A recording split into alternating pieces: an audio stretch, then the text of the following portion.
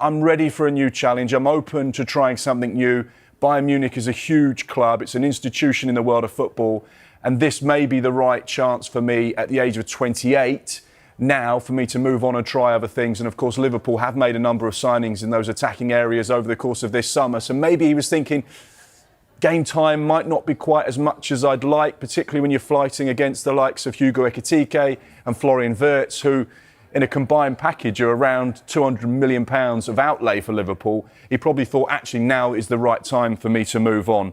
He joined Liverpool for £37.5 million in January 2022. So this would represent, once again, a huge profit for Liverpool. They do so much good business, don't they?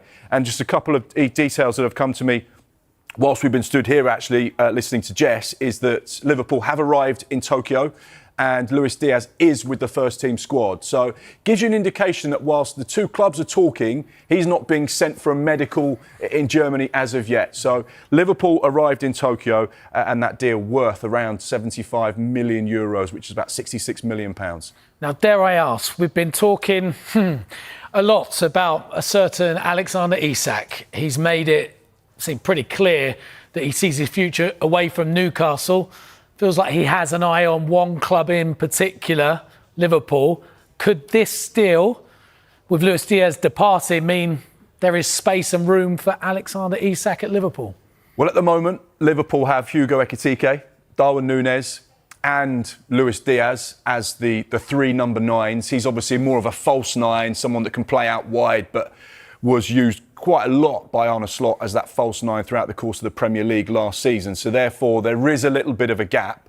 But does it mean that Liverpool go and spend what would be a huge Premier League record to go and get someone like Alexander Isak? We'll just have to wait and see. But this is a huge void.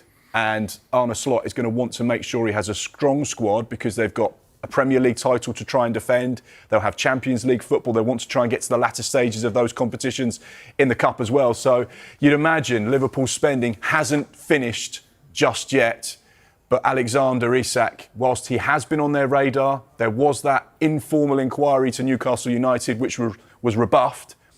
Be interesting to see what they do now. But certainly the interest in a player of his quality doesn't disappear over the course of a week. They will probably be still huge admirers of Alexander Isak. Liverpool are now in advanced negotiations with Bayern Munich over a potential deal for Luis Díaz, after initially turning down the German giant's opening offer, reportedly worth £58.5 million.